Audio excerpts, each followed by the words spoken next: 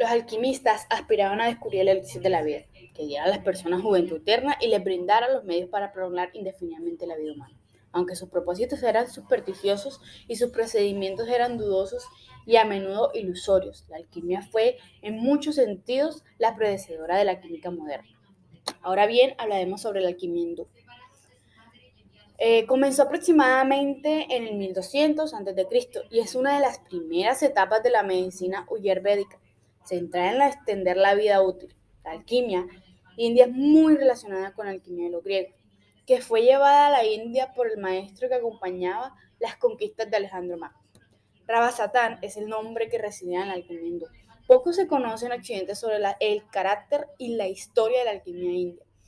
Un alquimista persa del siglo XI llamado Al-Birún informó que tiene una ciencia similar a la que alquimia es bastante peculiar, a la que la llaman Ravasatana. El objetivo de la alquimia hindú es lograr la perfección y la inmortalidad. Se cuentan muchas historias de alquimistas que vivieron largo tiempo gracias a su arte. Y aunque la alquimia hindú es poco conocida, decía que la alquimia hindú devuelve la salud a aquellos que enfermos están desahuciados y a la juventud a los marchitos ancianos. Tiene una ciencia similar a la alquimia que es bastante peculiar para ellos. La llaman Ravasayana, una palabra compuesta con raza, es decir, oro. Significa un arte que está restringido a ciertas operaciones, medicamentos y medicamentos compuestos, la mayoría de los cuales toman de las plantas sus principios, restauran la salud de aquellos que están enfermos, más allá de la esperanza, y devuelven a los jóvenes a la vejez que se desvanece. Los alquimistas de la India crearon medicamentos compuestos de varios metales, incluidos el mercurio, y otras sustancias que combinaban con las hierbas. Ayurveda es la medicina tradicional de la India, está documentada desde hace 3000 años. Tiene como objetivo común la unificación del cuerpo, mente y espíritu, proclamando que las enfermedades y la salud son el resultado de la confluencia de tres aspectos principales de la existencia o el dosha. La realidad está formada por 5 elementos: tierra, agua, fuego, aire y éter. El cuerpo es la combinación de 3 humores. La teoría de los humores pasara a Grecia, al Islam y finalmente a la Europa medieval. La medicina ayurvédica se relaciona íntimamente con la alquimia hindú, pues aplica tratamientos para todas las enfermedades a base de la aplicación de aceite, los remedios con plantas y la dieta. Los medios ayurvedas hacían una especie de juramento hipocrático que decía y observar una vida de castidad y ser vegetarianos. El Rayasana está fuertemente influido con la escuela tántrica. Kaula. El Kaula plantea la burla de las convenciones sociales como la forma de liberación. Se puede decir que los miembros del Kaula buscan deshacerse de las limitaciones mentales y de los hábitos sociales para lograr la libertad y la identificación con la conciencia suprema. Dado que la alquimia termina integrada en el vasto campo de la erudición india, se puede decir que los miembros del Kaula buscan deshacerse de las limitaciones mentales y de los hábitos sociales para lograr la liberación y la identificación con la consecuencia suprema. Dado que la alquimia termina integrada en el vasto campo de la erudición india, la influencia de otras doctrinas metafísicas y filosóficas como el Sankhya, el yoga, el Vaiseshika y el Ayurveda fueron inevitables. Sin embargo, la mayoría de los textos Raisayana tienen sus raíces en la escuela tántrica de Kaula, relacionados con la enseñanza de la personalidad de Matsyendranath. La relación entre alquimia, yoga y tantrismo es clara. El yoga es una disciplina que se basa en el ejercicio físico y mental. El tantrismo se enmarca dentro del hinduismo y el budismo tibetano. El tantra del sendero de la mano derecha utiliza la meditación y la práctica sexual que integran la energía masculina y femenina. El tantra busca la identidad de la conciencia del ser humano, como la conciencia divina, es decir, el nivel más elevado o superconciencia. Por su parte, para el alquimista hindú, la alquimia es una purificación y un despertar, un sacar afuera todas las potencialidades de su cuerpo. Ahora, Al-Biruni nació el 15 de septiembre del 973. Su contribución más importante fueron sus agudas observaciones de los fenómenos naturales más que sus teorías. En ocasiones se le llamó el maestro y se convirtió en uno de los científicos más destacados de la civilización islámica en su tiempo. Sus documentos muestran que escribió 113 obras, pero se han perdido mayor parte. Los temas que trató incluyen astronomía, astrología, cronología, geografía, matemáticas, mecánica, medicina, farmacología, meteorología, mineralogía, historia, religión, filosofía, literatura y magia. Entre las obras más importantes de Al-Biruni está el Canon, su estudio más amplio sobre la astronomía. Densities, que registra la densidad de diversos metales, líquidos y gemas. Astrolabio, una de las descripciones más valiosas de este instrumento. E Historia de la India, su obra más conocida, en la que utilizó sus conocimientos del sánscrito para describir las costumbres, lenguas, ciencias y geografía de la India. Bueno, ahora hablaremos sobre la alquimia en Europa. Debido a sus fuertes conexiones con la cultura griega y romana, la alquimia fue bastante aceptada por la filosofía cristiana y los alquimistas medievales europeos. Absorbieron extensivamente el conocimiento alquímico islámico. Gerbert de Aurillana, quien más tarde se convertiría en el Papa Silvestre II, fue uno de los primeros en llevar la ciencia islámica a Europa, desde España. Más tarde, hombres como Abelardo de Ban, quien vivió en el siglo XII, trajeron enseñanzas adicionales, pero hasta el siglo XIII los movimientos fueron principalmente asimilativos. En este periodo aparecieron algunas desviaciones de los principios agustianos de los primeros pensadores cristianos.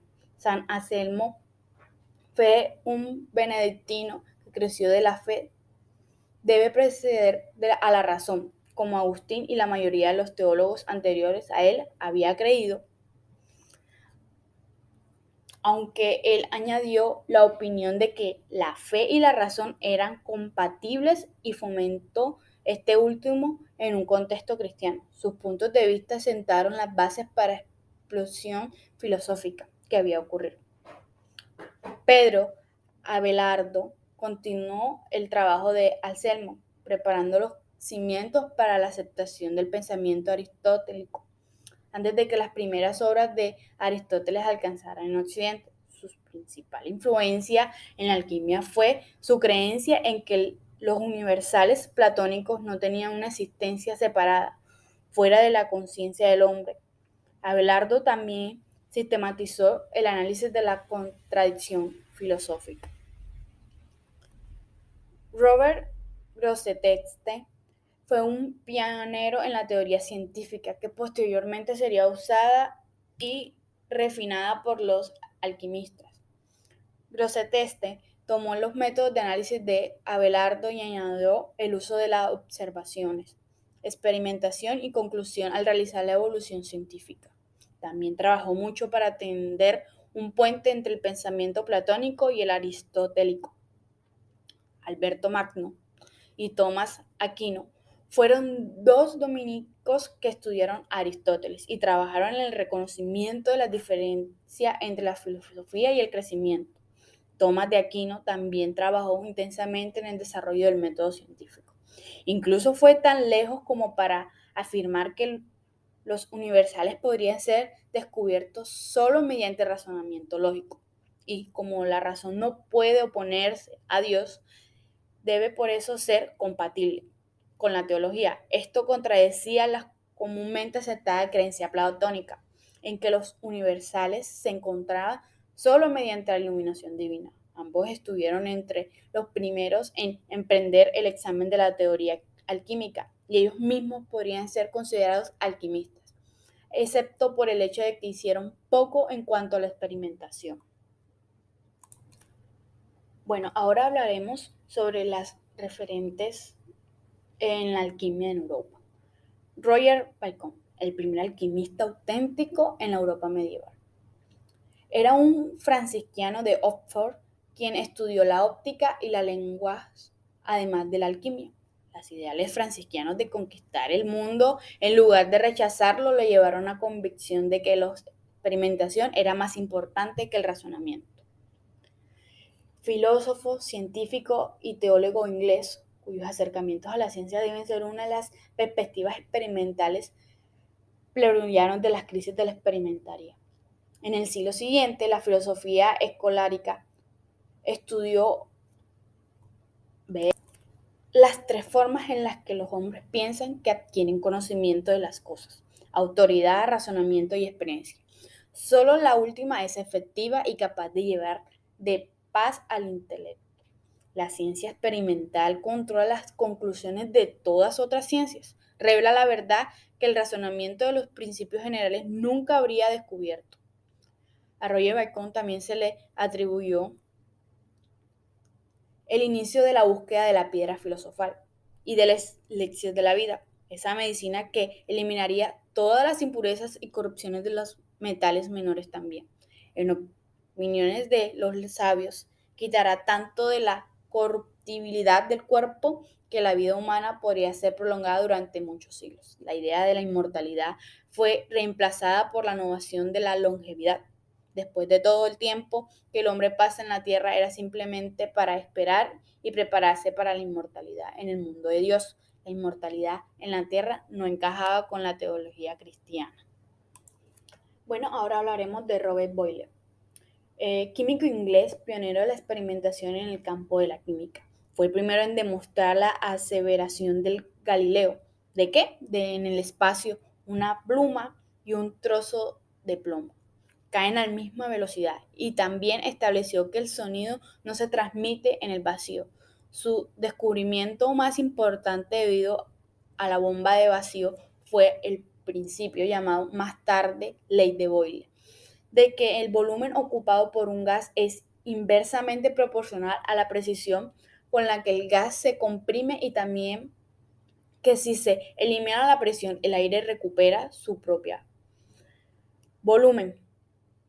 Había establecido este aire era comprimible. Boyle se convenció de que esto estaba compuesto por pequeñas partículas separadas por espacios vacíos. Todas estas ideas se publicaron en un libro con el título muy largo, que suele llamarse La elasticidad del aire, y que desempeñó un papel significativo para establecer la idea de la naturaleza atómica de la materia. En el campo de la química, Boyle observó que el aire se consume en el proceso de la combustión y los metales ganan peso cuando se oxidan. Reconoció la diferencia entre un compuesto y una mezcla y formuló su teoría atómica de la materia basándose en experimentos de laboratorio. Boyle consideró en 1675 la teoría del silbio, una reacción entre un ácido y una base en una reacción de neutralización, objeto de la vaguedad de los términos ácidos y alcalinos, tal y como se utiliza en ella, y enseñó que la efervescencia no era una prueba adecuada para comprobar la acidez, pues también lo era para la alcalinidad. Boyle también desarrolló los indicadores, descubrió una sustancia vegetal azul, el zumo concentrado de violeta, que se volvería roja con los ácidos y verdes con los álcalis. Fue también uno de los miembros fundadores del Royal Society de Londres. Bueno, ahora hablaremos de Nicolas Flamel. Nació en Pontorlier, Francia, escribió y erudito francés, reconocido por la obra El libro de las figuras jeroglíficas, libro en el cual trata de manera sencilla temas tan controversiales y misteriosos como el elixir de la larga vida y la iniciación del Camino de Santiago de Compostela. Este libro es considerado una de las obras más relevantes sobre los principales alquímicos. Asimismo, es visto como uno de los textos más famosos sobre la alquimia occidental. Flamel nació en Francia hacia el año 1330, en el seno de una familia modesta y una de las buenas costumbres, la cual procuró una buena educación. Desde joven mostró interés por aprender diversos idiomas y disciplinas. Su pasión por el aprendizaje le valió un lugar en el círculo intelectual de la época.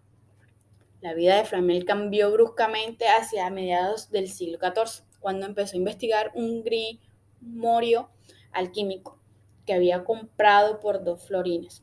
Sobre la manera en que consiguió el libro existen diversos relatos. En algunos se menciona que fue regalado o que le entregó por el ángel por medio de sueños. Sin embargo, no hay información que corrobore ninguna de estas versiones.